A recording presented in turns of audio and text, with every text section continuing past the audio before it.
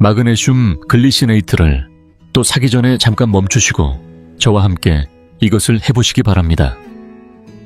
지금 주변을 둘러보시고 눈에 보이는 물건 3가지를 골라보십시오. 이제 눈을 감고 그 물건들을 정확한 순서대로 떠올려 보십시오. 뇌가 바로 기억해냈습니까? 아니면 잠시 멈칫했습니까? 한 단계만 더 해보겠습니다. 책상 위에서 손가락으로 10번 빠르게 두드린 뒤 멈춰 보십시오. 손가락이 부드럽고 자연스럽게 움직였습니까? 아니면 약간 뻣뻣하거나 느리게 느껴졌습니까? 거의 아무도 알려주지 않는 사실이 하나 있습니다. 마그네슘은 단순히 수면이나 경련 문제에만 관련된 것이 아닙니다. 신경과 근육은 물론이고 뇌가 신호를 처리하는 방식까지 실시간으로 직접 영향을 미칩니다. 그래서 수많은 사람들이 매일 마그네슘 글리시네이트를 섭취하고 있습니다. 그런데 여기서 정말 놀라운 사실이 있습니다. 마그네슘 보충제 시장은 수십억 규모에 이르지만 여전히 많은 사람들이 수면 문제와 근육 긴장머리가 흐릿한 느낌, 낮은 에너지 상태를 겪고 있습니다. 그렇다면 진짜 질문은 이것입니다. 이렇게 효과가 좋다고 알려진 마그네슘 글리시네이트를 먹고도 왜 많은 사람들이 여전히 힘들어하는 것일까요? 그 숨겨진 이유는 우리 몸이 애초에 마그네슘을 단일 성분으로 흡수하도록 설계되지 않았다는 데 있습니다. 자연 속에서 마그네슘은 항상 보조 성분과 함께 존재하며 식물성 화합물과 식이섬유, 다양한 미네랄이 함께 작용하여 흡수와 이동, 그리고 세포 내 활용까지 돕습니다. 그리고 바로 여기에서 중요한 변화가 시작됩니다. 특정 과일들에는 이러한 강력한 보조 성분이 마그네슘과 함께 들어있어 단순 보충제보다 훨씬 효율적으로 우리 몸이 활용할 수 있도록 만들어줍니다. 이번 영상에서는 마그네슘 활용을 극대화하는 5가지 과일을 효과가 낮은 순서부터 높은 순서까지 소개해드립니다. 특히 2번째 과일은 마그네슘 흡수를 극적으로 높이는 성분 조합을 가지고 있어 연구자들까지 놀라게 했습니다. 이 식품들에 대한 과학적 근거는 아래 설명란에서도 확인하실 수 있습니다. 계속 진행하기 전에 여러분의 나이와 현재 마그네슘 보충제를 섭취하고 있는지 댓글로 알려주십시오. 저는 가능한 한 모든 댓글을 읽고 답변 드리고 있습니다. 이제 많은 사람들이 완전히 지나쳐버리는 5번째 과일부터 시작해 보겠습니다. 5번째, 지금부터 무화과를 식단에 꼭 추가해 보시기 바랍니다. 서울의 대형마트나 동네 시장을 가보면 많은 분들이 무화과를 그냥 지나쳐버리지만 사실 그 안에는 지구상에서 가장 마그네슘 밀도가 높은 과일 중 하나가 숨어 있습니다. 중간 크기의 신선한 무화과 2개만으로도 약 50mg의 마그네슘을 섭취할 수 있으며 이를 건무화과로 바꾸면 그 함량은 훨씬 더 높아집니다. 건무화과 반컵에는 약 68mg의 마그네슘이 들어있어 하루 권장 섭취량의 약 16%를 간단한 간식만으로 채울 수 있습니다. 이는 일반적인 마그네슘 글리시네이트 캡슐 하나에 약 100mg이 들어있다는 점을 고려하면 결코 적지 않은 양이며 무엇보다도 우리 몸은 이러한 단일 분리 형태보다 훨씬 효율적으로 자연식품을 처리합니다. 2019년에 미국 임상영양학 저널에 발표된 연구에 따르면 무화과와 같은 통과일 속 마그네슘은 식이섬유와 천연당과 함께 존재하여 소화 속도를 완만하게 조절하고 장에서 더 안정적이고 완전한 흡수를 가능하게 합니다. 이는 보충제로는 재현할 수 없는 구조입니다. 무화과 속 섬유질은 마치 운반장치처럼 작용하여 마그네슘을 소화관 전체에 걸쳐 적절한 속도로 이동시키고 장점막이 최대한 흡수할 수 있도록 돕습니다. 실제로 연구자들이 흡수율을 측정한 결과 50세 이상 참여자에서 통식품 형태의 마그네슘은 보충제 대비 약 25%에서 30% 더 효율적으로 활용되었습니다. 이는 소화 기능이 자연스럽게 저하되는 중장년층에게 특히 큰 차이를 만들어냅니다.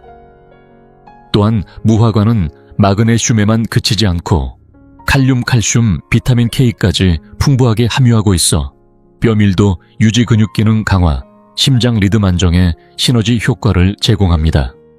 2021년 골대사 연구 저널에 발표된 연구에서는 12주 동안 무화과를 꾸준히 섭취한 그룹이 대조군 대비 골밀도 지표가 약 9% 개선된 것으로 나타났는데, 이는 과일 하나로 얻기에는 매우 인상적인 결과입니다.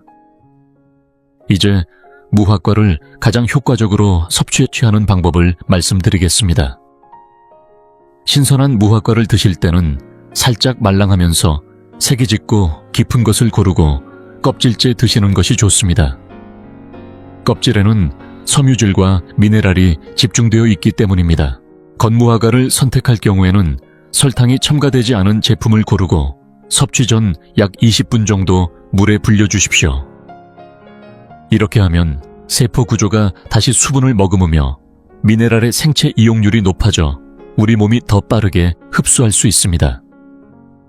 불린 무화과는 오트밀에 넣거나 스무디에 갈아 넣어도 좋고, 오후 간식으로 3개에서 4개 정도 간단히 드셔도 충분합니다. 마그네슘 흡수를 극대화하려면 아몬드 한 줌이나 올리브유를 곁들인 식사와 함께 섭취하는 것이 좋습니다.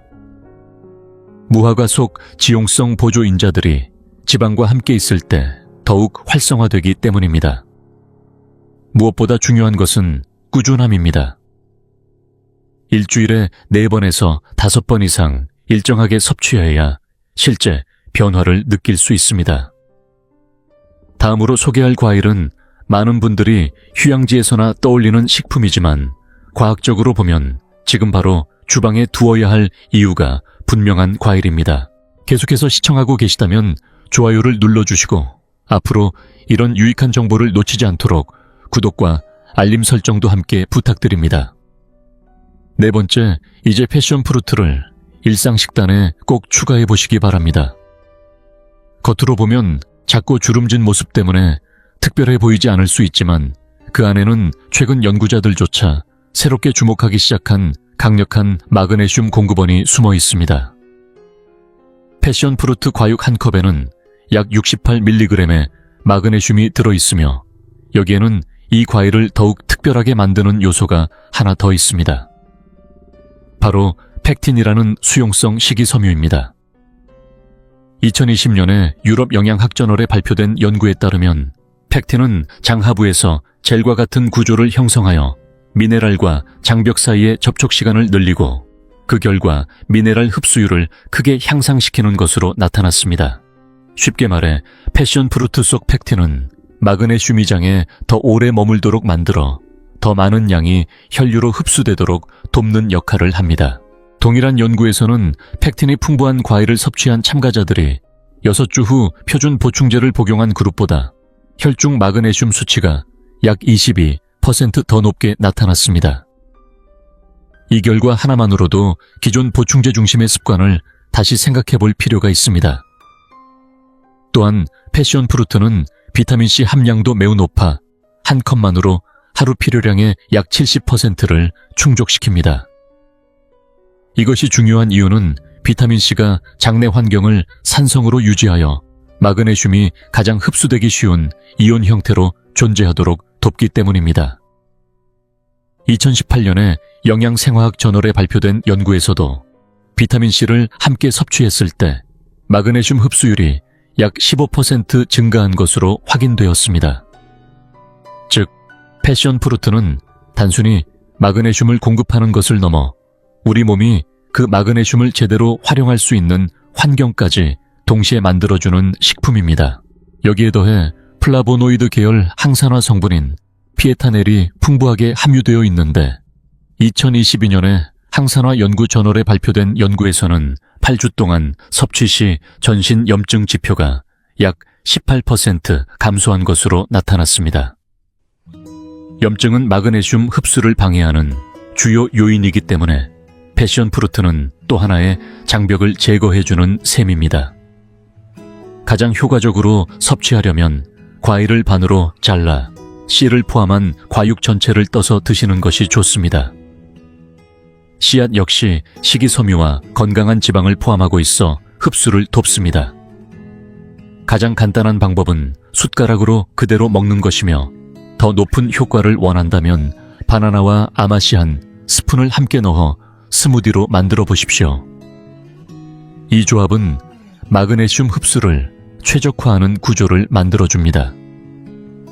만약 신선한 패션 프루트를 구하기 어렵다면 냉동 과육 제품도 충분히 좋은 대안이 됩니다. 2021년 식품화학 저널 연구에 따르면 급속 냉동된 패션 프루트는 3달이 지나도 원래 마그네슘 함량의 약 94%를 유지하는 것으로 확인되었습니다. 섭취 시기는 소화 효소가 가장 활발한 아침이나 이른 오후가 가장 이상적입니다. 이제 다음으로 소개할 과일은 많은 의사들조차 아직 제대로 알지 못한 놀라운 비밀을 숨기고 있습니다. 세 번째, 이제 구아바를 식사마다 적극적으로 추가해 보시기 바랍니다. 구아바는 미네랄 밀도 측면에서 전 세계적으로 가장 과소평가된 과일 중 하나이며 그 안에 들어있는 마그네슘 함량은 기대 이상으로 뛰어납니다. 구아바 한 개에는 약 36mg의 마그네슘이 포함되어 있지만 여기서 중요한 점은 대부분의 사람들이 한 개만 먹지 않는다는 사실입니다. 일반적으로 2개에서 3개를 한 번에 섭취하게 되는데 이 경우 총 72mg에서 108mg까지 도달하여 보충제 한 캡슐과 맞먹거나 그 이상을 공급하게 됩니다. 2021년에 식품과 인간 건강 저널에 발표된 연구에서는 35가지 일반 과일을 분석한 결과 구아바가 전체 미네랄 생체 이용률에서 상위 3가지 안에 포함된 것으로 나타났습니다. 이는 단순히 마그네슘 함량이 높은 것이 아니라 우리 몸이 실제로 얼마나 흡수하고 활용할 수 있는지를 기준으로 한 평가라는 점에서 더욱 의미가 큽니다. 연구진은 구압에 풍부하게 포함된 구연산과 사과산과 같은 유기산 조합이 소화관 내 산성 환경을 최적화하여 마그네슘의 용해도를 약 28%까지 높인다는 사실을 밝혀냈습니다. 이 점이 매우 중요한 이유는 많은 사람들이 마그네슘을 섭취하고도 효과를 느끼지 못하는 가장 큰 원인이 바로 장내에서 제대로 녹지 않기 때문입니다. 마그네슘이 충분히 용해되지 않으면 그대로 배출되어 버리기 때문입니다. 구아바는 이 문제를 자연스럽게 해결해 줍니다. 별도의 2020년 아시아 태평양 임상영양 저널에 발표된 임상시험에서도 매일 구아바를 섭취한 참가자들은 12주 후 적혈구 내 마그네슘 농도가 약 14% 증가한 것으로 나타났습니다. 적혈구 내 수치는 실제 세포 수준에서의 마그네슘 상태를 반영하는 가장 신뢰도 높은 지표로 일반적인 혈액 검사보다 훨씬 정확합니다. 혈중 수치는 일정하게 유지되기 위해 뼈와 조직에서 마그네슘을 끌어오기 때문에 결핍을 놓치기 쉽지만 세포 내부 측정은 이러한 한계를 보완합니다. 또한 구아바는 비타민C 함량도 매우 풍부하여 한 개만으로 하루 필요량의 200% 이상을 제공합니다. 이 비타민C는 앞서 설명한 것처럼 마그네슘이 소화 과정 내내 가장 흡수되기 좋은 형태를 유지하도록 도와줍니다. 섭취 방법 역시 중요합니다. 가능하다면 껍질과 씨까지 모두 포함하여 통째로 드시는 것이 좋습니다. 2019년에 식품 구성 분석 저널에 발표된 연구에 따르면 껍질에는 과육보다 최대 3배 더 많은 미네랄이 포함되어 있습니다. 깨끗이 씻은 후 4등분으로 잘라 생으로 섭취하는 것이 가장 이상적이며 조리할 경우 비타민C가 최대 40%까지 감소하여 흡수 촉진 효과가 떨어질 수 있습니다. 만약 식감이 부담스럽다면 요거트와 함께 스무디로 만들어 드시는 것도 좋은 방법입니다. 2022년 영국 영양 저널 연구에 따르면 요거트 속 유익균은 장내에서 미네랄 흡수를 약 20%까지 추가로 높일 수 있습니다. 하루 2개에서 3개 정도를 아침과 오후 간식으로 나누어 섭취하면 하루 종일 안정적인 마그네슘 공급이 가능합니다.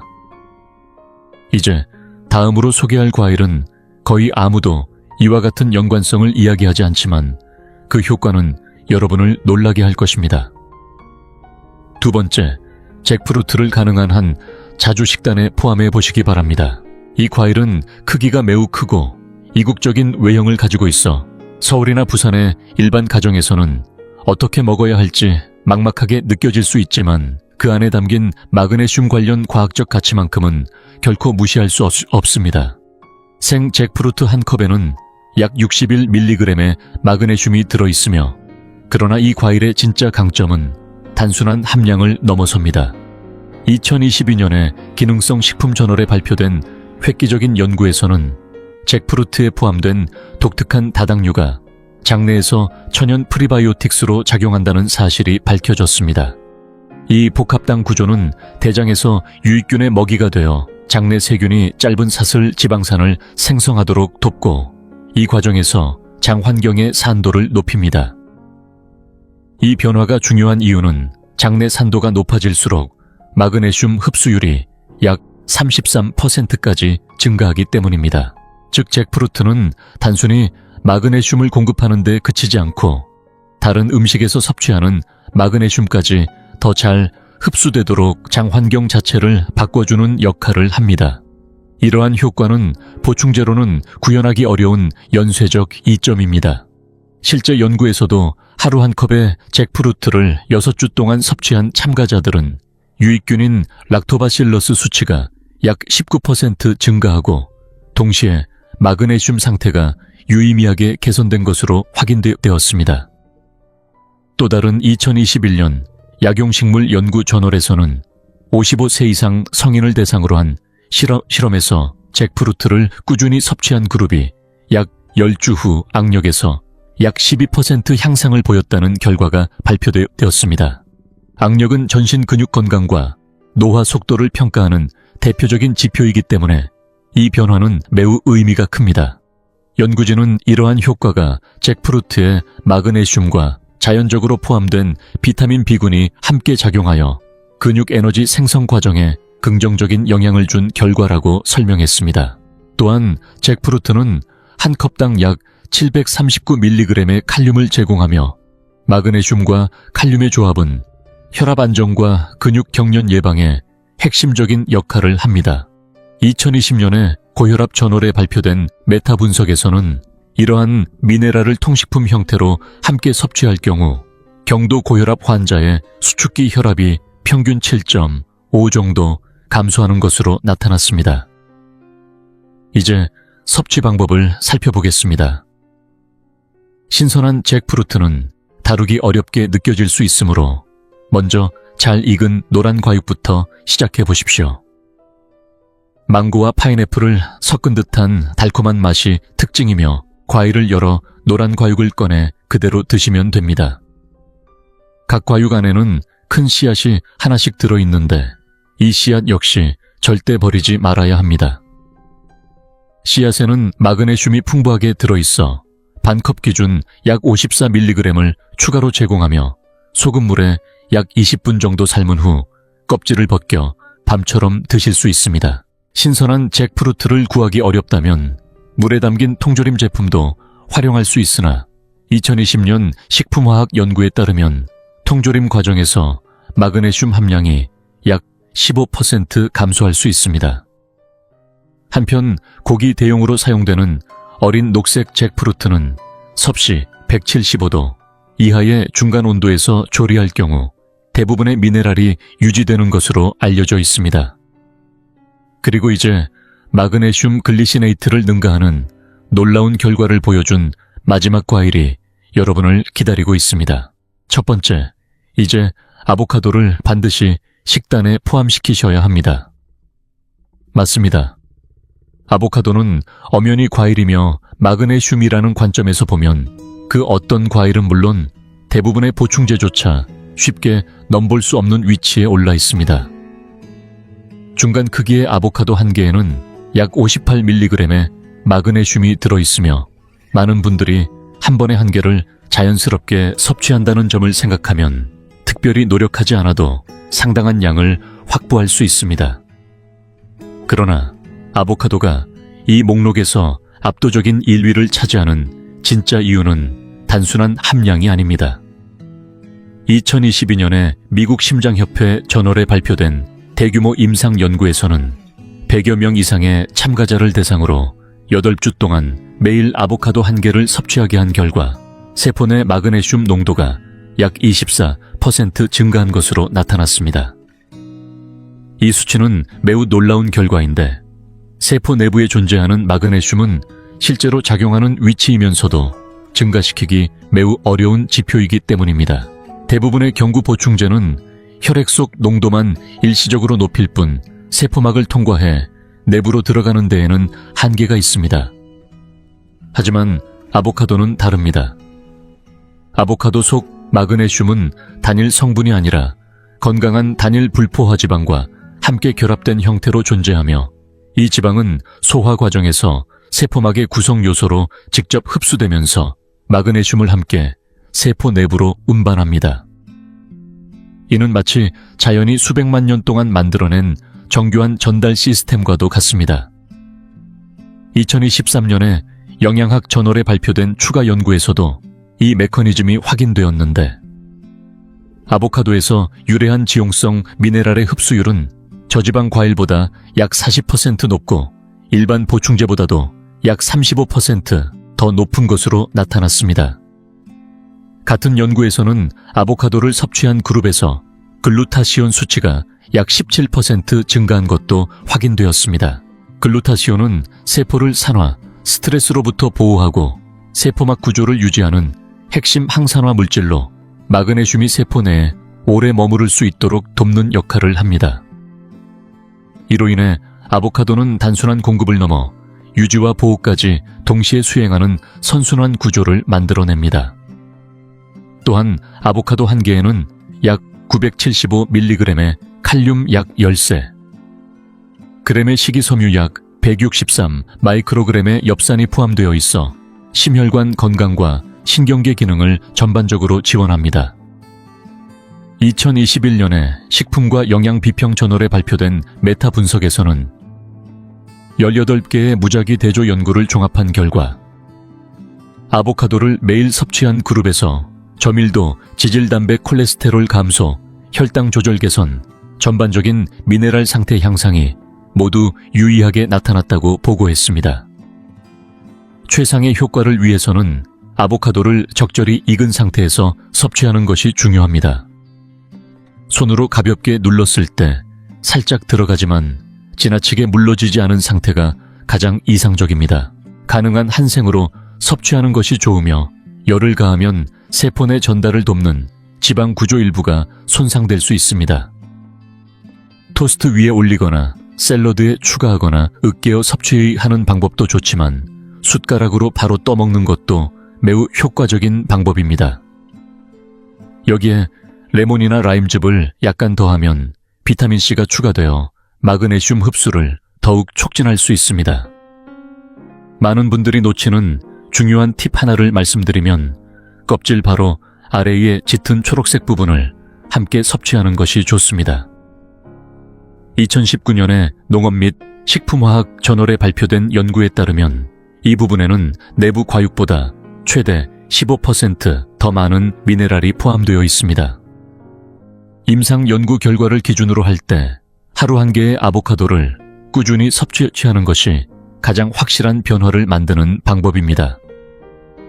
이렇게 해서 과학적 근거로 확인된 5가지 놀라운 과일을 모두 살펴보았습니다.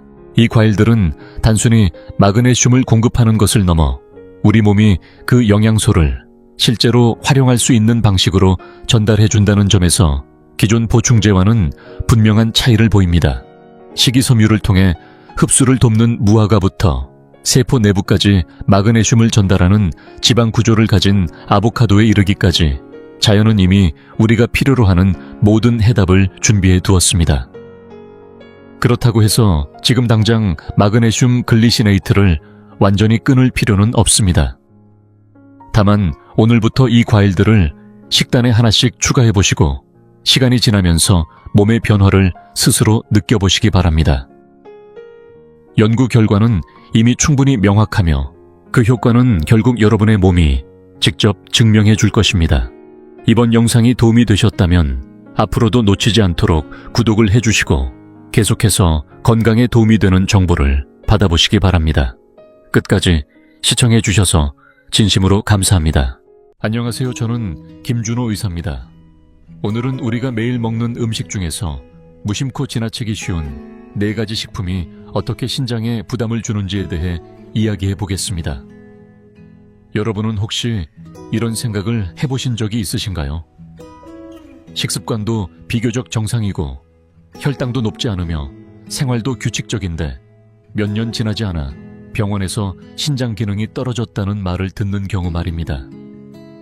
제가 20년이 넘는 임상 경험을 통해 깨달은 안타까운 사실이 하나 있습니다. 많은 신장 기능 저하 사례가 위험한 독성 물질이나 강한 약물 때문이 아니라 우리가 매일 먹는 익숙한 식탁에서 시작된다는 점입니다. 많은 분들이 이렇게 말씀하십니다. 특별히 나쁘게 먹은 것도 없고 그냥 다른 사람들처럼 먹었을 뿐이라고 말입니다. 하지만 바로 이 평범해 보이는 습관이 때로는 매우 중요한 문제의 시작이 될 수 있습니다. 왜냐하면 어떤 음식들은 먹자마자 통증을 일으키거나 즉각적인 반응을 보이지 않기 때문입니다. 그래서 더 쉽게 방심하게 됩니다. 그러나 이런 식습관이 오랜 시간 반복되면 신장에는 점점 큰 부담이 쌓이게 됩니다. 이 과정은 매우 조용하게 진행되며 마치 가랑비가 계속 내리는 것처럼 서서히 쌓여갑니다. 처음에는 아무런 변화도 느끼지 못하지만 시간이 흐르면서 신장은 점점 더 많은 물질을 걸러내야 하고 내부의 작은 혈관들은 점차 손상되며 여과 기능이 떨어지게 됩니다. 그리고 어느 순간이 되면 이미 기능이 상당히 저하된 상태에서야 문제를 알게 됩니다.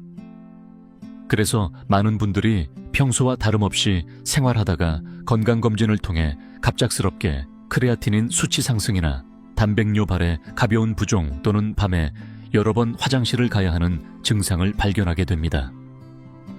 저는 그동안 수많은 환자분들을 만나면서 이러한 사례를 반복적으로 보아왔습니다.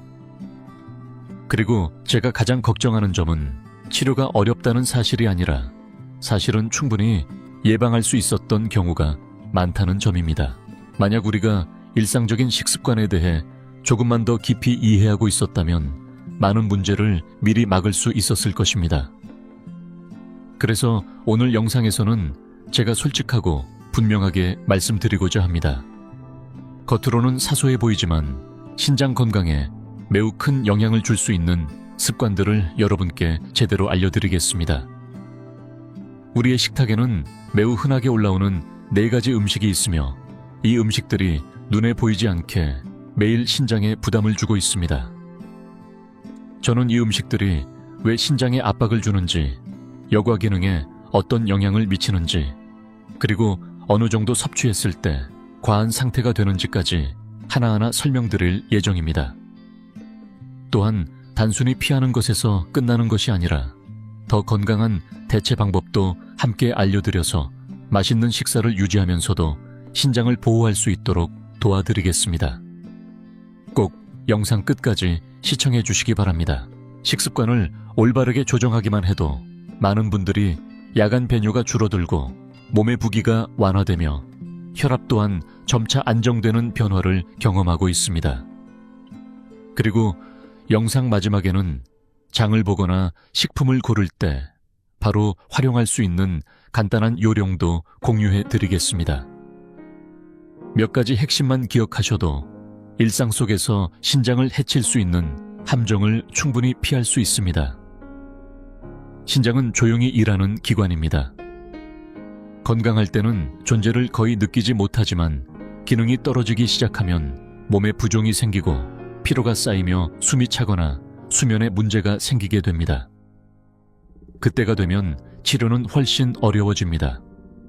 만약 이 정보가 도움이 된다고 느끼신다면 댓글로 인사를 남겨주시거나 의견을 공유해 주십시오.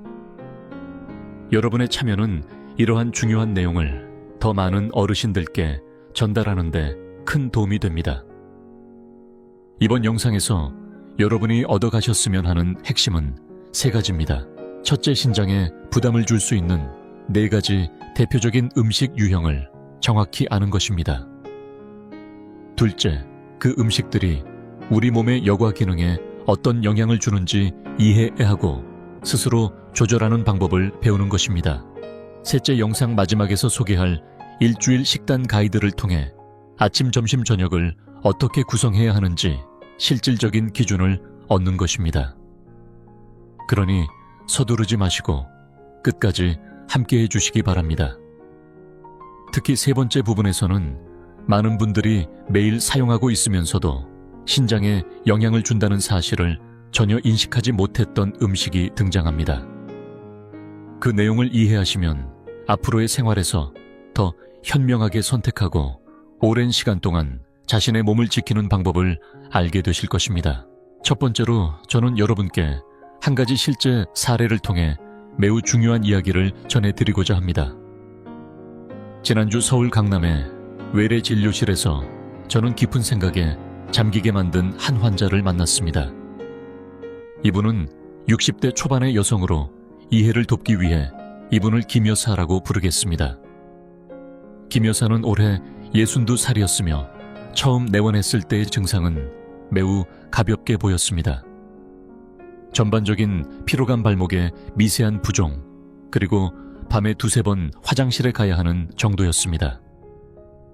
진료 중 김 여사는 아주 담담한 표정으로 이렇게 말씀하셨습니다.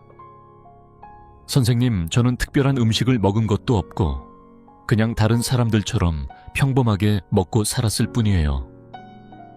이 말은 단순하게 들릴 수 있지만 사실은 많은 어르신들이 공통적으로 가지고 있는 인식을 그대로 보여주는 말이었습니다.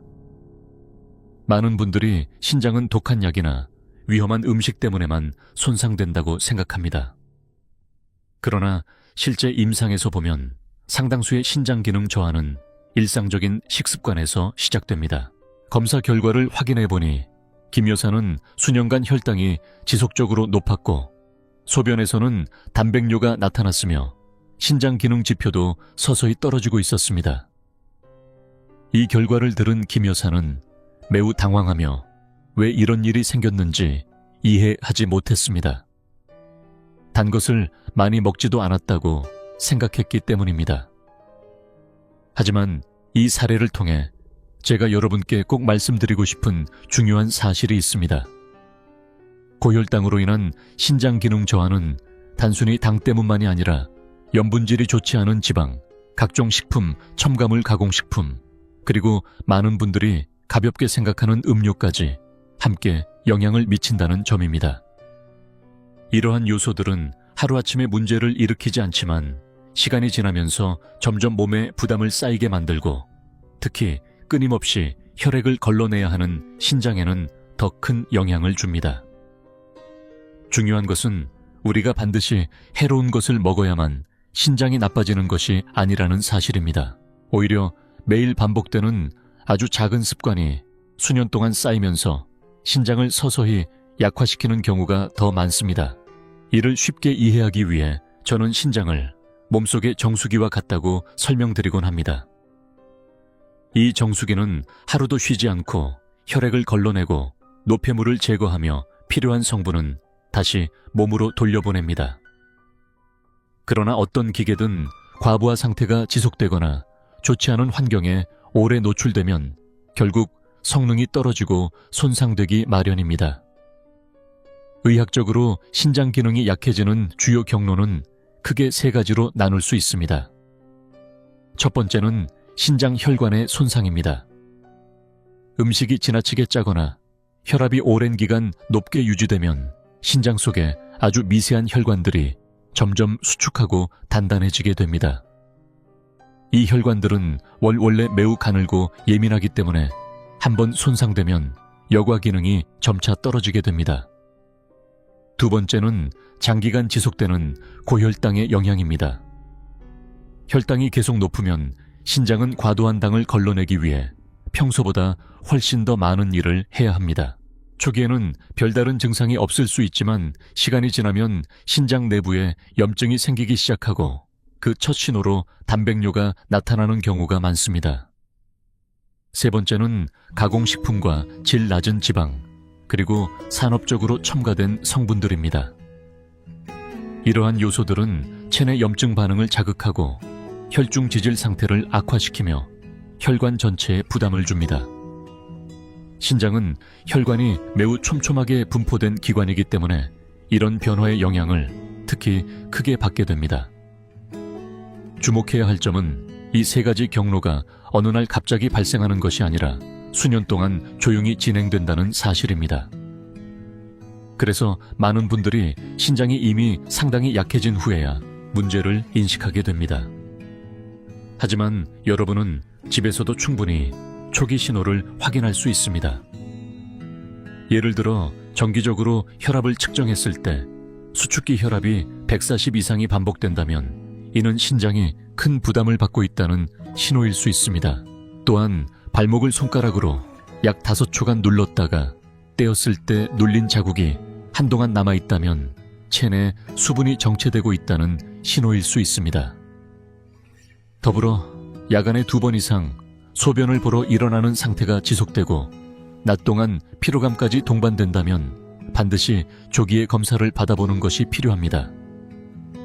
두 번째로 저는 여러분과 함께 신장이 왜 조용히 그리고 점진적으로 약해지는지 그 원리를 조금 더 깊이 살펴보려 합니다.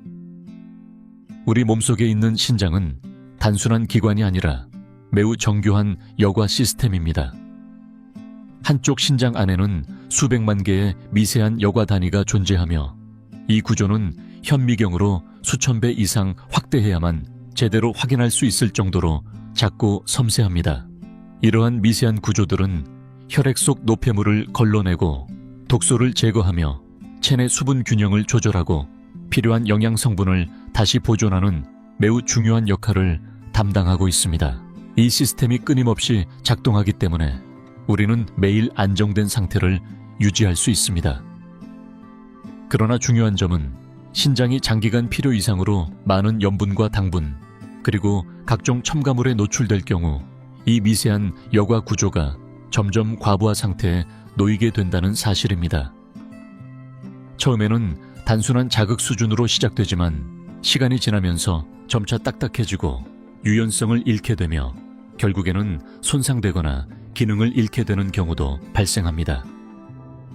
이것은 임상 현장에서 반드시 환자에게 설명하는 매우 중요한 사실입니다. 신장세포는 한번 손상되면 완전히 회복되기 어렵기 때문에 질병이 진행된 이후 치료를 시작하는 것보다 일상적인 식습관을 통해 미리 보호하는 것이 훨씬 중요합니다. 세계보건기구의 자료에 따르면 하루 소금 섭취량이 약 5g을 초과할 경우 신장 손상과 심혈관 질환의 위험이 크게 증가할 수 있습니다. 하지만 현실적으로 보면 많은 가정에서는 이 권장량의 거의 2배에 가까운 염분을 섭취하고 있는 경우가 많습니다.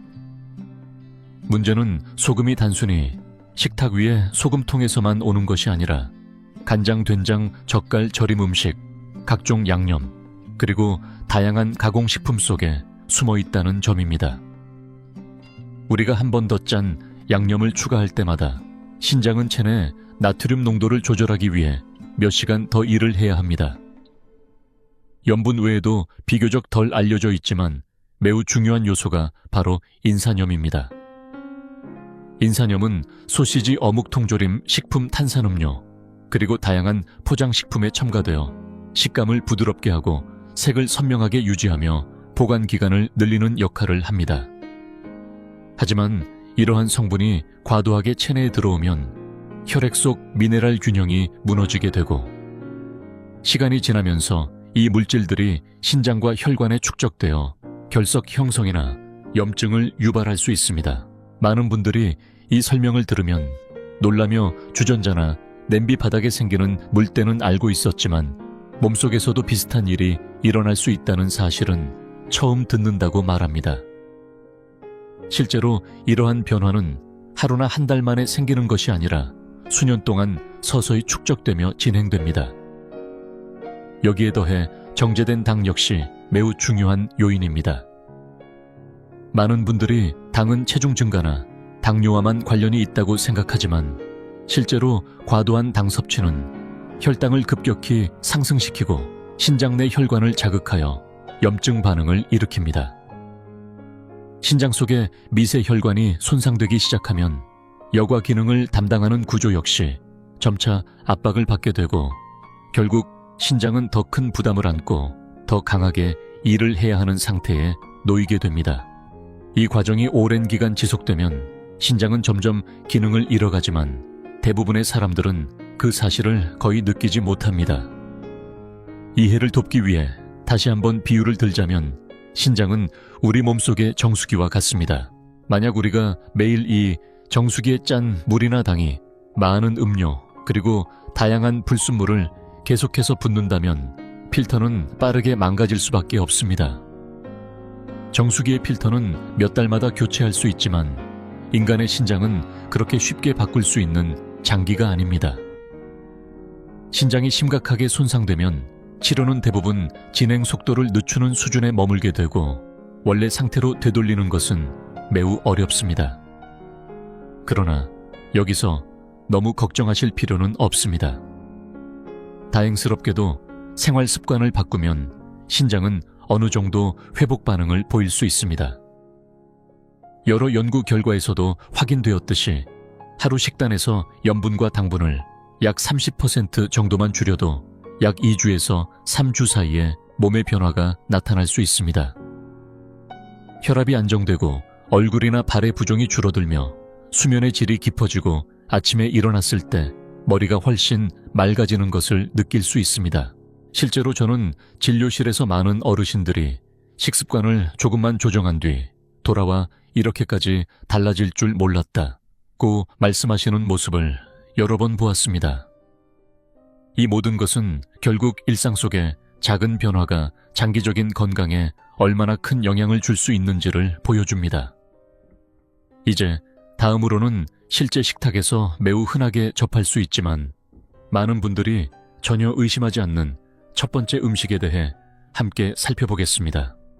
이 음식은 거의 10명 중 9명의 어르신들이 매일 사용하고 있을 정도로 익숙하지만 바로 그 점 때문에 오히려 신장을 오랜 시간 동안 조용히 혹사시키고 있는 원인이 되기도 합니다.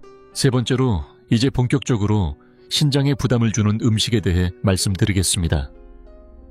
그중 첫 번째는 바로 짠 가공식품입니다.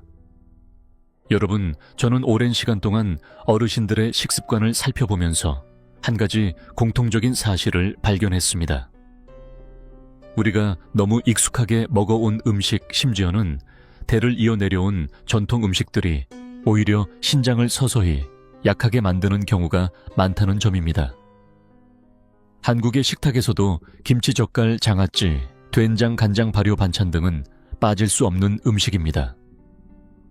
이러한 음식들은 밥맛을 돋우고 식사를 더 즐겁게 만들어주며 특히 미각이 둔해지기 쉬운 중장년층에게는 더욱 매력적으로 느껴집니다. 그러나 이러한 깊은 맛의 이면에는 매우 높은 나트륨 함량이 숨어 있습니다. 예를 들어 일반 간장 한 큰술에는 약 1000mg의 나트륨이 포함되어 있으며 이는 하루 권장 섭취량의 절반에 가까운 수준입니다. 만약 한 끼 식사에서 짠 국을 함께 먹고 젓갈이나 김치를 곁들인다면 전체 나트륨 섭취량은 쉽게 안전기준의 3배에서 4배까지 증가할 수 있습니다. 혈액 속 나트륨 농도가 높아지면 몸은 이를 조절하기 위해 신장 혈관을 수축시키고 그 과정에서 혈압이 상승하게 됩니다. 동시에 체내 수분을 더 많이 붙잡아 두게 되어 발과 얼굴이 붓고 몸이 무겁고 쉽게 피로해지는 상태가 나타납니다. 이러한 상태가 오랜 기간 반복되면 신장의 미세한 여과장치인 사구체는 점점 단단해지고 탄력을 잃게 되며 결국 여과 능력 자체가 떨어지게 됩니다. 실제로 저는 부산에서 진료를 하던 시절 매우 인상 깊었던 한 사례를 경험했습니다. 당시 69살이었던 이 어르신이라는 분이었습니다. 이분은 체격이 마르고 생활도 규칙적이었으며 흡연이나 음주도 하지 않았고 기름진 음식도 거의 드시지 않았습니다. 그러나 한 가지 습관이 있었습니다. 10년 넘게 매일 아침 죽이나 밥에 장아찌나 젓갈을 꼭 곁들여 드시는 것이었습니다. 이 어르신께서는 이렇게 먹어야 맛이 있다고 말씀하시며 싱거운 음식은 도저히 먹기 힘들다고 하셨습니다. 그런데 건강검진 결과에서 크레아티닌 수치가 비정상적으로 상승했고 이는 명백한 신장 기능 저하의 신호였습니다. 추가 검사 결과 대특별한 희귀 질환이 원인이 아니라 오랜 기간 지속된 고염식 습관으로 인한 고혈압이 주요 원인이었습니다. 이 어르신께서 이렇게까지 될 줄 몰랐다 고 말씀하시며 병원에 입원하게 된 상황을 보며 저는 다시 한번 확신하게 되었습니다. 매일 반복되는 작은 식습관이 앞으로의 건강을 결정할 수 있다는 사실을 말입니다. 다행히도 신장을 보호하는 방법은 결코 복잡하지 않습니다. 아주 작은 변화부터 시작하시면 됩니다. 첫째, 조리할 때 사용하는 소금의 양을 조금씩 줄여보십시오. 시간이 지나면 우리의 입맛은 자연스럽게 재료 본연의 맛에 익숙해집니다. 둘째, 짠맛 대신 향을 활용하는 방법을 추천드립니다. 예를 들어 대파, 마늘, 생강, 후추, 구운 채소와 같은 재료들은 음식의 풍미를 높이면서도 소금 사용을 줄이는데 큰 도움이 됩니다. 셋째, 김치나 장아찌와 같은 음식은 먹기 전에 따뜻한 물에 가볍게 헹궈 드시면 표면에 묻어있는 염분을 약 40% 정도 줄일 수 있습니다. 마지막으로 제가 자주 드리는 간단한 팁이 있습니다.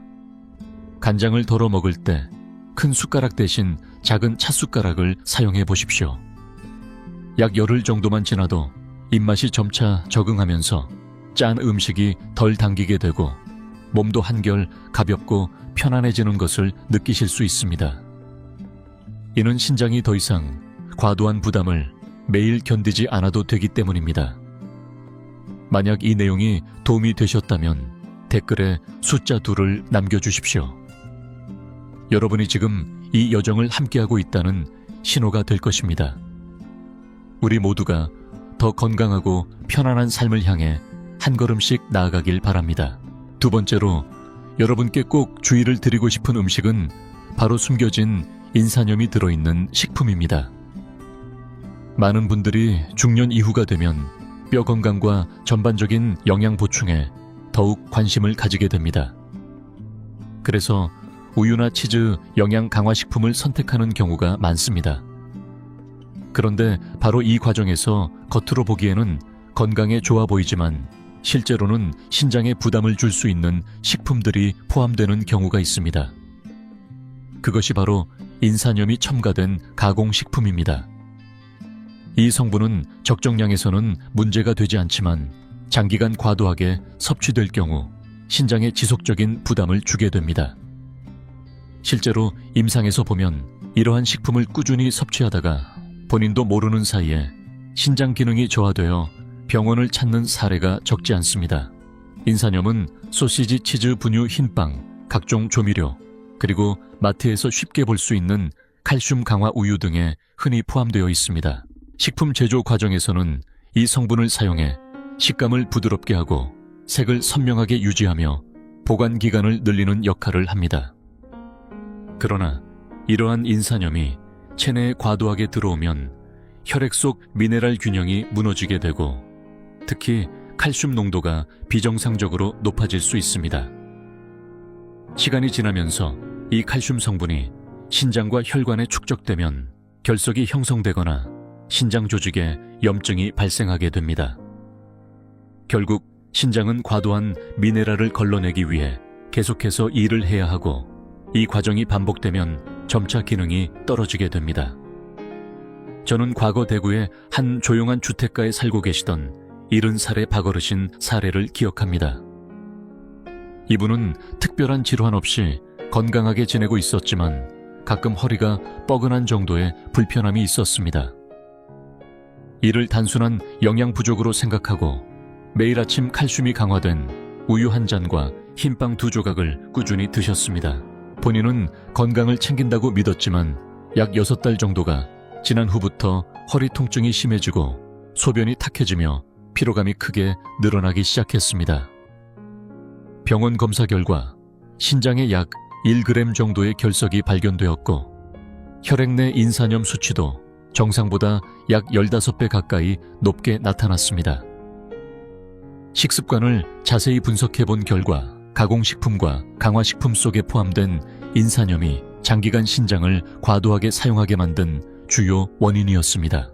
이 사례를 통해 제가 강조하고 싶은 점은 천연식품에 포함된 인 성분 자체는 문제가 되지 않을 수 있지만 산업적으로 첨가된 인산염은 전혀 다른 이야기라는 것입니다.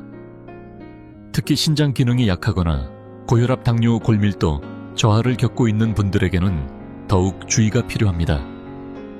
다행히도 이러한 위험은 충분히 예방할 수 있습니다. 마트에서 포장식품을 구매할 때 단 몇 초만 시간을 내어 성분표를 확인해 보십시오. 만약 인산염이나 인산또는 339, 340, 341과 같은 표시가 보인다면 섭취를 줄이는 것이 좋습니다. 대신 가능한 한 자연 상태에 가까운 식품을 선택하는 것이 바람직합니다.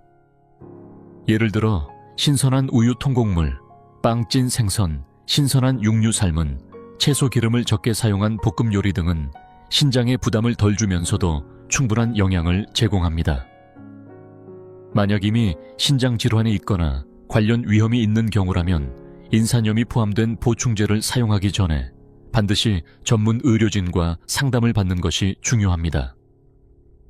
이렇게 작은 선택 하나가 매일 묵묵히 일하고 있는 신장을 보호하는 큰 차이를 만들어낼 수 있습니다. 세 번째로 여러분께 꼭 짚어드리고 싶은 것은 바로 당이 들어간 음료와 각종 달콤한 음료입니다. 많은 분들이 신장 건강에 영향을 주는 습관을 떠올리면 가장 먼저 짠 음식이나 염분을 생각하십니다. 그러나 실제 임상 현장에서 보면 또 하나의 중요한 요인이 조용히 신장을 약하게 만들고 있습니다. 그것이 바로 당이 많이 들어간 음료입니다.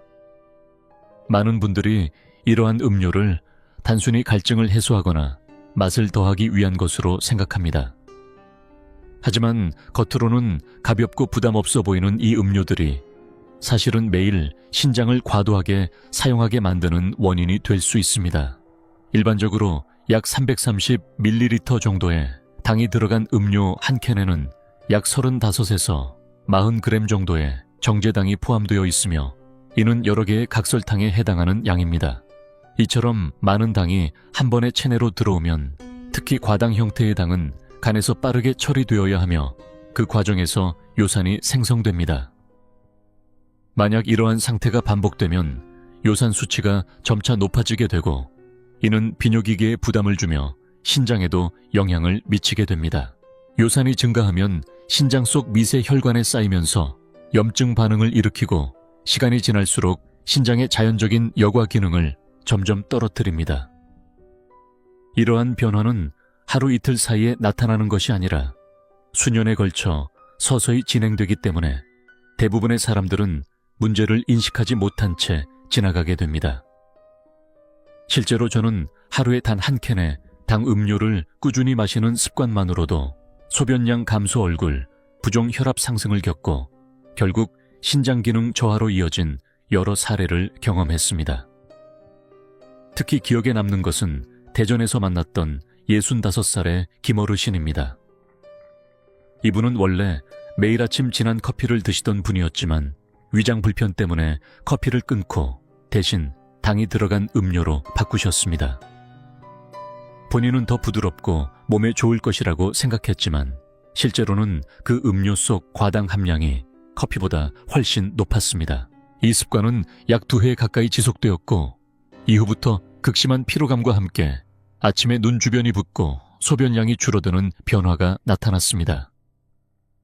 병원 검사 결과 크레아티닌 수치는 이전보다 3배 이상 상승했고 사구체 여과율은 약 30% 수준으로 떨어진 상태였습니다.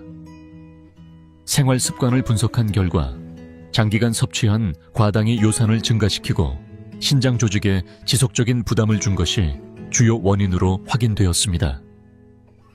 이 사례는 많은 분들에게 큰 경각심을 주었습니다. 왜냐하면 비슷한 습관을 가지고 있으면서도 그 위험성을 전혀 인식하지 못하는 경우가 많기 때문입니다. 전문적인 관점에서 보면 신장은 당을 좋아하지 않습니다. 특히 당이 많이 포함된 음료, 에너지 음료, 달콤한 음료는 신장에 큰 부담을 줍니다. 체내에 과도한 당이 들어오면 신장은 이를 조절하고 배출하기 위해 더 많은 일을 해야 하며, 이 과정이 반복되면 신장세포는 점차 피로해지고 기능이 저하됩니다. 마치 쉬지 않고 계속 돌아가는 정수기처럼 결국에는 성능이 떨어질 수밖에 없습니다. 따라서 중년 이후에는 특히 이러한 달콤한 음료에 대해 더욱 주의가 필요합니다. 해결 방법은 갑작스럽게 완전히 끊는 것이 아니라 서서히 줄여 나가는 것입니다. 예를 들어 당 음료를 따뜻한 물이나 생강차, 검은 콩차와 같은 자연 음료로 바꾸는 것부터 시작할 수 있습니다. 이러한 음료는 몸을 편안하게 해주면서 혈액순환에도 도움을 줍니다. 만약 단맛이 필요하다면 음료 대신 사과나 배딸기와 같은 과일을 선택하는 것이 좋습니다.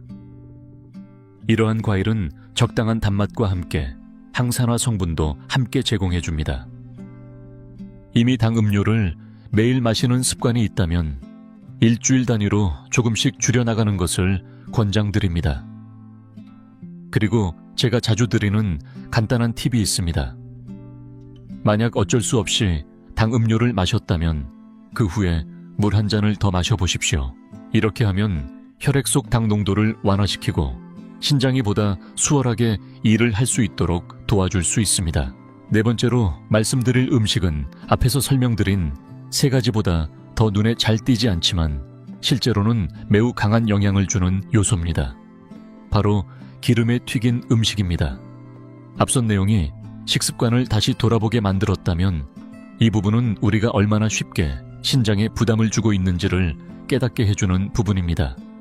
일상에서 튀김 요리는 너무나 익숙합니다. 튀긴 생선 튀김, 만두치킨과 같은 바삭한 음식들은 식탁에서 빠지기 어려운 메뉴입니다.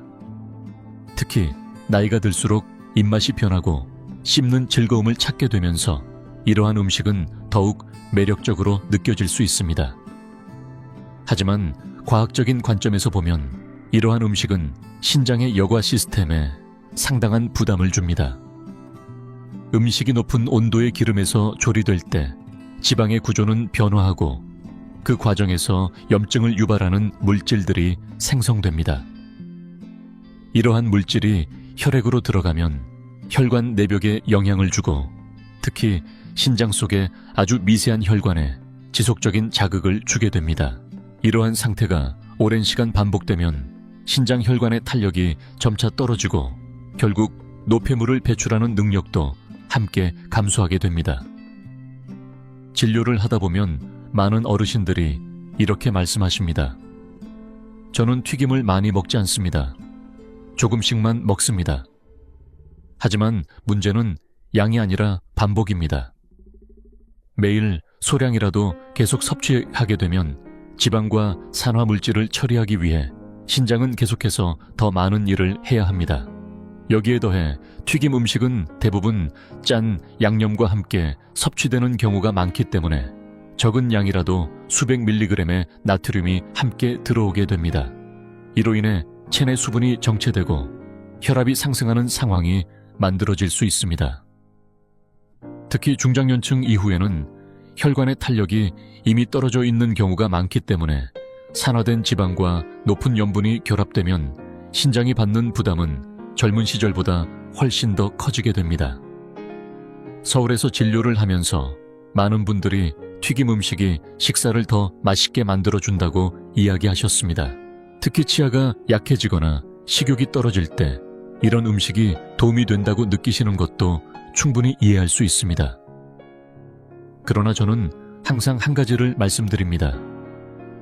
식사의 즐거움은 반드시 몸의 안정과 함께 가야 한다는 점입니다. 만약 이러한 음식을 완전히 끊기 어렵다면 섭취 빈도를 줄이고 조리 방법을 바꾸는 것부터 시작해 보십시오. 예를 들어 찌거나 굽거나 기름을 최소화한 방식으로 조리하면 맛은 유지하면서도 몸에 들어오는 부담은 크게 줄일 수 있습니다. 우리의 신장은 마치 몸속에서 묵묵히 일하는 노동자와 같습니다. 하루도 쉬지 않고 혈액을 걸러내고 노폐물을 제거하며 균형을 유지하지만 아무 말도 하지 않습니다. 그런데 만약 우리가 매일 반복해서 튀긴 기름 과도한 염분 그리고 산화된 지방을 계속 공급한다면 이는 신장을 끊임없이 힘들게 만드는 것과 다르지 않습니다. 하지만 여기서 희망적인 점이 있습니다. 일주일 동안 튀김 음식 섭취량을 절반만 줄여도 몸은 변화를 느끼기 시작합니다. 신장의 부담이 줄어들고 혈압이 안정되며 수면의 질도 점차 깊어질 수 있습니다. 이러한 변화는 작아 보일 수 있지만 시간이 지날수록 큰 차이를 만들어냅니다. 이러한 작은 선택들이 결국 노년의 건강을 지키는 중요한 기반이 됩니다. 만약 이 내용이 도움이 되셨다면 댓글에 숫자를 남겨주십시오. 여러분이 이 여정을 함께하고 있다는 신호가 될 것입니다. 우리 함께 더 건강하고 편안한 삶을 만들어 가시길 바랍니다. 네 번째로 여러분께 꼭 알려드리고 싶은 것은 단일 음식보다 더 위험할 수 있는 조합에 대한 이야기입니다. 많은 분들이 신장에 좋지 않은 음식이 몇 가지 있다는 이야기를 들으면 그 음식만 피하면 되겠지라고 생각하십니다. 하지만 실제로 중장년층 건강을 오랫동안 관찰해보면 더 우려되는 것은 음식 자체가 아니라 서로 다른 나쁜 습관이 한 끼 식사 안에서 겹치는 경우입니다. 두 가지 부담 요소가 동시에 작용할 때 그 영향은 단순히 2배가 아니라 훨씬 더 크게 나타날 수 있습니다. 이해를 돕기 위해 저는 종종 이렇게 설명드립니다. 어떤 음식은 한번 먹었을 때 바로 몸이 무겁거나 피곤해지는 것처럼 즉각적인 반응을 보입니다. 반면 어떤 음식은 아주 조금씩 마치 가늘게 내리는 비처럼 매일 반복되어도 우리가 알아차리지 못합니다. 그러나 몇 달 뒤에 돌아보면 신장 기능이 이미 눈에 띄게 떨어져 있는 경우가 있습니다. 그리고 가장 위험한 상황은 이 두 가지가 동시에 겹쳐서 몸에 이중 부담을 주는 경우입니다. 첫 번째 조합은 짠 국물과 짠 양념입니다. 한국 식탁에서도 국이나 찌개를 밥과 함께 먹고 여기에 간장이나 젓갈을 추가로 곁들이는 경우가 많습니다. 이렇게 두 가지 염분이 동시에 들어오면 혈액 속 나트륨 농도가 급격히 상승하게 되고 이를 조절하기 위해 몸은 더 많은 수분을 저장하게 됩니다. 그 결과 혈압이 올라가고 혈관이 긴장되며 신장은 하루 종일 더 많은 일을 해야 하는 상태에 놓이게 됩니다. 많은 분들이 밤이 되면 머리가 무겁고 잠들기 어려우며 화장실을 여러 번 가게 되는 경험을 하게 되는데 이는 바로 염분 과다로 인해 신장이 과도하게 작동하고 있다는 신호일 수 있습니다. 두 번째 조합은 가공식품과 기름진 음식의 결합입니다. 소시지나 어묵 통조림, 식품을 볶거나 튀겨 먹는 식사는 매우 간편하고 익숙하지만 과학적으로 보면 두 가지 부담 요소가 동시에 작용하는 구조입니다. 가공식품에 포함된 첨가물과 보존 성분, 그리고 고온 조리 과정에서 생성된 산화지방이 함께 체내로 들어오면 혈관, 특히 신장 속의 미세혈관에서 지속적인 염증 반응이 발생합니다. 시간이 지나면서 혈관은 점점 두꺼워지고 딱딱해지며 신장의 여과 기능은 점차 떨어지게 됩니다. 이런 상태에서는 배가 무겁고 피로감이 쉽게 느껴지며 혈당 조절도 어려워지고 몸 전체의 활력이 떨어지게 됩니다. 세 번째 조합은 야식과 당이 들어간 음료입니다. 현대 생활에서 매우 흔한 습관 중 하나입니다.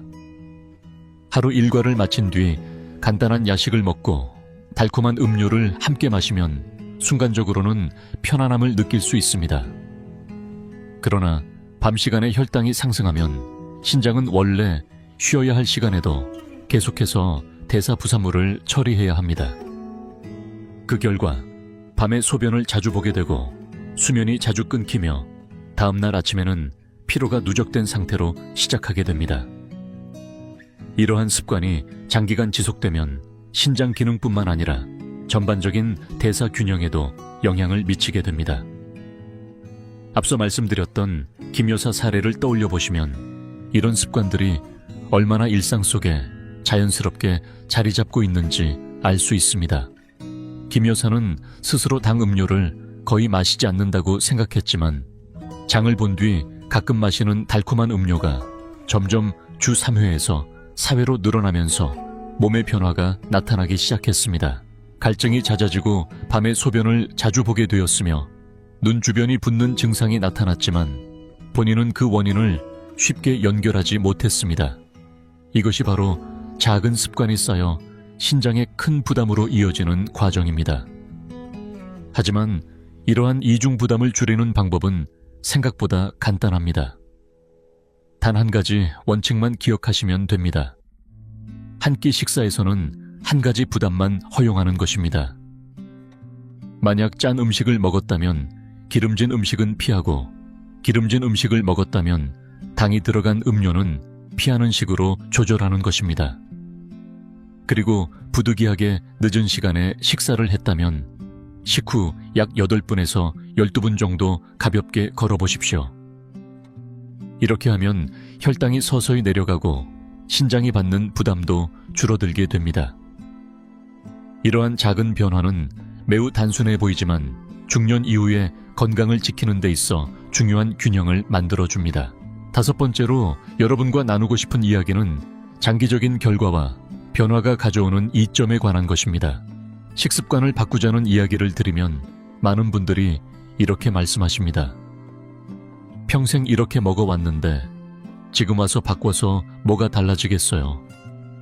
이 말은 매우 자연스럽고 흔한 생각입니다. 하지만 비슷한 나이, 비슷한 환경에서 살아온 두 사람을 비교해보면 단 하나의 차이, 바로 식습관과 생활습관이 시간이 지나면서 얼마나 큰 결과의 차이를 만들어내는지 분명하게 드러납니다. 건강에는 매우 공정한 법칙이 있습니다. 우리가 매일 반복하는 작은 선택들을 하나하나 기록해 두었다가 어느 시점이 되면 그 결과를 몸으로 보여준다는 점입니다. 신장은 그 중에서도 특히 예민한 기관입니다. 신장세포는 한번 손상되면 완전히 회복되기 어렵기 때문에 일정 수준 이상 기능이 떨어지게 되면 아무리 좋은 치료를 받더라도 원래 상태로 되돌리기는 매우 힘들어집니다. 일반적으로 신장 기능의 약 4분의 3 이상이 손상되면 치료의 선택지는 크게 제한되며 정기적인 투석이나 이식과 같은 방법을 고려해야 하는 상황에 이르게 됩니다. 그래서 지금 이 순간의 작은 변화가 미래를 위한 가장 강력한 보호막이 될 수 있습니다. 예를 들어 염분을 줄이고 당 섭취를 낮추고 가공식품을 줄이는 것만으로도 신장은 훨씬 덜 힘들게 일할 수 있습니다. 저는 과거 광주에서 진료를 하던 시절 잊을 수 없는 한 환자를 만났습니다. 당시 68살이었던 이 어르신이었습니다. 이분은 매우 온화한 성격의 마른 체형이었고 항상 잔잔한 미소를 띠고 계셨지만 그 눈빛 속에는 설명하기 어려운 깊은 피로와 슬픔이 담겨 있었습니다. 이 어르신은 일주일에 3번, 매번 4시간 이상 투석을 받아야 하는 상태였습니다. 투석실 안은 늘 일정한 소리로 기계가 돌아가고 천천히 떨어지는 수액과 함께 차갑고 조용한 분위기가 흐르고 있었습니다.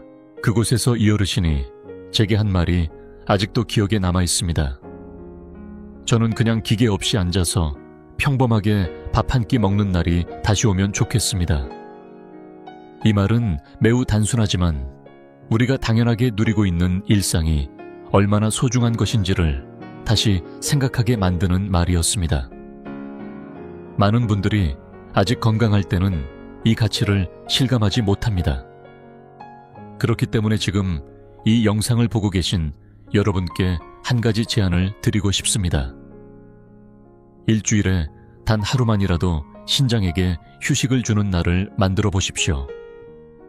그 하루 동안은 삶은 채소, 담백한 국, 신선한 과일을 중심으로 식사를 하고 따뜻한 물을 충분히 마시며 당기 많은 음료와 붉은 육류는 최대한 줄여보십시오. 이것은 단순히 식단을 바꾸는 것이 아니라 몸이 스스로 균형을 회복할 수 있도록 잠시 멈추는 시간을 주는 것입니다. 신장은 마치 정수기와 같습니다. 아무리 좋은 기계라도 쉬지 않고 계속 사용하면 결국 마모될 수밖에 없습니다. 하지만 적절한 휴식과 관리가 주어진다면 더 오래 더 안정적으로 제 역할을 할 수 있습니다. 5번째로 여러분께 드리고 싶은 내용은 식품을 고르는 방법과 실제로 바로 실천할 수 있는 구체적인 생활 지침입니다. 많은 분들이 이 부분을 가장 흥미롭게 느끼실 것입니다. 왜냐하면 복잡한 이론이 아니라 당장 장을 볼 때, 그리고 식사를 준비할 때 바로 적용할 수 있는 현실적인 방법들이기 때문입니다. 제가 20년이 넘는 시간 동안 중장년층의 건강 상담을 하면서 깨달은 한 가지 중요한 사실이 있습니다. 모든 사람이 엄격한 식단을 지켜야 하는 것은 아니라는 점입니다. 오히려 더 중요한 것은 내가 무엇을 먹고 있는지를 이해하고 식품을 선택하는 기준을 아는 것입니다. 마트나 전통시장에서 음식을 고르실 때 단 3가지 질문만 스스로에게 던져보십시오. 이 음식은 너무 짱아? 이 음식은 오래 보관이 가능한가? 이 음식은 이미 강하게 양념이 되어 있는가? 이 3가지 질문은 매우 단순하지만 신장에 부담을 줄 수 있는 식품을 자연스럽게 걸러내는 기준이 됩니다. 실제로 염분이 높을수록 보관 기간이 길어지고 미리 강하게 간이 되어 있을수록 신장은 더 많은 일을 해야 하기 때문입니다. 또한 광고 문구 속에서도 중요한 신호를 읽을 수 있습니다. 맛이 진하고 풍부하다는 표현이 강조된다면 염분 함량이 높을 가능성이 큽니다. 쫄깃하고 오래 보관된다는 표현은 첨가물이나 보존제가 들어갔을 가능성을 의미합니다. 바삭하고 기름진 식감을 강조한다면 많은 양의 지방과 산화된 기름이 포함되어 있을 수 있습니다. 이러한 특징들은 당장 위험을 느끼게 하지는 않지만 반복되면 신장에 지속적인 부담을 주게 됩니다. 그래서 저는 늘 한 가지 원칙을 강조합니다. 가능한 한 자연에 가까운 음식을 선택하라는 것입니다. 신선한 생선, 달걀, 두부, 채소와 같은 음식은 가공식품보다 훨씬 더 신장에 부담이 적습니다. 만약 포장식품을 선택해야 한다면 성분표를 확인하시고 가능한 한 구성 성분이 단순한 제품을 선택하십시오. 글자가 적을수록 불필요한 첨가물이 적다는 의미일 가능성이 높습니다. 저는 환자분들께 이렇게 말씀드립니다. 신장은 복잡한 것을 좋아하지 않습니다. 식사가 단순해질수록 신장은 더 편안해집니다. 이제 이러한 원칙을 바탕으로 일주일 동안 실천할 수 있는 간단한 방법을 소개해 드리겠습니다. 이 방법은 비용이 들지 않고 누구나 따라할 수 있는 것이 특징입니다. 첫째 날과 둘째 날에는 염분을 줄이는 데 집중합니다. 완전히 싱겁게 먹는 것이 아니라 필요한 만큼만 줄이는 것이 중요합니다. 간장이나 소스는 한 끼에 약 5ml에서 10ml 정도, 즉 한두 티스푼 정도로 제한해 보십시오.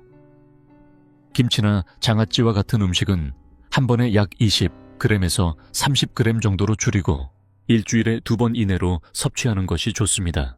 이를 조절하지 않으면 혈압이 쉽게 올라가고 체내 수분이 정체되어 손발이 붓게 되며 신장은 계속해서 부담을 받게 됩니다. 셋째 날과 넷째 날에는 당이 들어간 음료를 줄이는 데 집중합니다. 약 200ml에서 300ml 정도의 따뜻한 물이나 무가당차로 대체해 보십시오. 식사 후 단맛이 당길 때는 음료 대신 작은 과일 1개를 선택하는 것이 도움이 됩니다. 이 습관을 바꾸지 않으면 혈당은 계속 불안정하게 변하고 신장은 더 많은 일을 해야 하며 야간 배뇨가 지속될 수 있습니다. 5째 날에는 가공식품을 정리합니다. 소시지나 어묵과 같은 음식은 한 번에 30g에서 50g 정도로 줄이고 일주일에 한 번 이하로 제한하는 것이 좋습니다. 특히 신장 기능이 약한 분들은 이러한 음식은 일상식이 아니라 가끔 즐기는 음식으로 생각하는 것이 바람직합니다. 그렇지 않으면 염분과 첨가물로 인해 체내 염증이 증가하고 신장 혈관이 빠르게 약해질 수 있습니다. 6째 날에는 조리 방식을 바꾸어 보십시오. 튀김 대신 찌거나 삶는 방법으로 바꾸는 것만으로도 몸에 들어오는 부담은 크게 줄어듭니다. 한 끼에 사용하는 기름의 양은 약 5ml에서 10ml 정도면 충분합니다. 계속해서 기름진 음식을 섭취하면 혈관에 염증이 생기고 신장은 더 많은 부담을 감당해야 합니다. 마지막 7째 날에는 식사 후 가벼운 움직임을 실천해 보십시오. 약 8분에서 12분 정도 걷는 것만으로도 혈당이 서서히 안정되고 신장의 부담을 줄일 수 있습니다. 반대로 식사 후 바로 앉거나 눕게 되면 혈당이 급격히 상승하고 야간 배뇨와 다음날 피로로 이어질 수 있습니다. 이러한 일주일의 작은 실천은 단순하지만 꾸준히 이어지면 큰 변화를 만들어냅니다. 만약 이 내용이 도움이 된다고 느끼신다면 댓글에 숫자 6을 남겨주십시오. 이는 제가 여러분과 함께 이 과정을 이어가고 있다는 것을 확인하는 신호이자 스스로에게 건강을 위한 작은 약속이 될 것입니다. 6번째로 여러분께 꼭 강조드리고 싶은 부분은 모든 사람이 동일한 방식으로 식습관을 적용해서는 안 된다는 점입니다. 실제 임상 경험을 통해 보면 특정한 건강 상태를 가진 분들은 반드시 개인에 맞는 조정이 필요합니다. 저는 이를 쉽게 이해하시도록 예외 지도라고 부르고 있습니다. 첫 번째로 신장 기능이 이미 많이 저하된 분들입니다. 크레아티닌 수치가 높거나 단백뇨가 지속적으로 나타나는 경우 많은 분들이 스스로 식사를 지나치게 제한하거나 검증되지 않은 민간요법이나 약초에 의존하는 실수를 하게 됩니다. 그러나 이러한 방법은 오히려 영양 불균형을 초래하고 상태를 더 악화시킬 수 있습니다. 가장 바람직한 방법은 갑작스럽게 바꾸는 것이 아니라 단계적으로 조절하면서 정기적인 검사를 병행하는 것입니다. 가능하다면 반드시 의료진의 지도 아래에서 진행하는 것이 안전합니다. 두 번째로 통풍이나 고요산 혈증이 있는 분들입니다. 일부 분들은 단순히 음식량을 줄이면 해결된다고 생각하지만 여전히 당이 들어간 음료를 섭취하는 경우가 많습니다. 이러한 습관은 요산 수치를 오히려 더 높여 신장의 부담을 증가시킬 수 있습니다. 올바른 방법은 규칙적인 식사와 함께 당 섭취를 줄이고 충분한 수분을 섭취하는 것입니다. 세 번째로 신부전이나 심한 부종 또는 매우 높은 혈압을 가진 분들입니다. 이 경우 염분을 줄이는 것은 반드시 필요하지만 스스로 과도하게 제한하는 것은 위험할 수 있습니다. 염분은 이뇨제와 전해질 균형과 밀접한 관계가 있기 때문에 잘못 조절하면 몸이 극도로 약해지거나 혈압이 지나치게 낮아질 수 있습니다. 따라서 이러한 경우에도 전문가의 조언이 반드시 필요합니다. 또한 여러분께 꼭 기억해 두셔야 할 중요한 경고 신호가 있습니다. 몸이 붓고 숨이 차며 소변량이 갑자기 줄어들거나 극심한 피로가 나타난다면 즉시 의료기관을 방문해야 합니다. 또 하나의 중요한 신호는 밤에 소변을 자주 보면서 피로가 지속되거나 혈압이 오랜 기간 안정되지 않는 경우입니다. 이때는 신장 사구체 역화율과 단백뇨 검사를 통해 정확한 상태를 확인하는 것이 필요합니다. 지금 이 부분까지 시청하고 계신다면 댓글에 숫자 8을 남겨주시기 바랍니다. 이는 여러분이 이 중요한 내용을 끝까지 확인했다는 표시이자 스스로의 건강에 대한 의지를 표현하는 작은 행동이 될 수 있습니다. 이제 여러분이 기억하기 쉽도록 핵심 원칙을 정리해 드리겠습니다. 신장을 보호하는 식습관은 복잡하지 않습니다. 올바른 음식 선택과 적절한 섭취량만 지켜도 충분히 건강을 유지할 수 있습니다. 첫째, 간장이나 소스는 한 끼에 약 5ml에서 10ml, 즉 한두 티스푼 정도로 제한하십시오. 둘째, 김치나 장아찌와 같은 절임 음식은 한 번에 약 20g에서 30g 정도로 줄이고 일주일에 2번 이하로 섭취하는 것이 좋습니다. 셋째, 일주일 동안 당이 들어간 음료를 끊고 대신 200ml에서 300ml의 따뜻한 물을 식후 30분에서 60분 사이에 마시는 습관을 들여보십시오. 넷째, 가공식품은 한 번에 30g에서 50g 정도로 제한하고 일주일에 한 번 이하로 섭취하는 것이 좋으며 신장 기능이 약한 분들은 가능한 한 피하는 것이 바람직합니다. 다섯째, 조리 시 사용하는 기름은 한 끼에 약 5ml에서 10ml 정도로 줄이고 식사 후에는 약 8분에서 12분 정도 가볍게 걷는 습관을 들이십시오. 이 5가지 원칙을 꾸준히 실천하면 많은 분들이 갈증이 줄어들고 야간 배뇨가 감소하며 수면이 깊어지고 몸이 훨씬 가벼워지는 변화를 경험하게 됩니다. 또한 혈당이나 혈압이 높은 분들도 시간이 지나면서 수치가 점차 안정되는 것을 확인할 수 있습니다. 이 내용이 도움이 되셨다면 주변에 혈당이나 혈압 신장 문제로 고민하는 분들과 꼭 공유해 주십시오. 때로는 한 번의 정보가 누군가의 건강을 지키는 중요한 계기가 될 수 있습니다. 그리고 4가지 위험식품 중 여러분이 가장 바꾸기 어렵다고 느끼는 것은 무엇인지 댓글로 남겨주시면 앞으로 더 실천하기 쉬운 방법을 계속 안내해 드리겠습니다. 건강한 생활을 위한 이 여정을 함께 이어가시고 다음 영상에서는 혈당과 혈압을 안정시키고 신장 건강에도 도움을 줄 수 있는 7가지 아침 음료를 소개해 드리겠습니다. 여러분 모두 항상 건강하시고 평안한 삶을 이어가시길 바랍니다.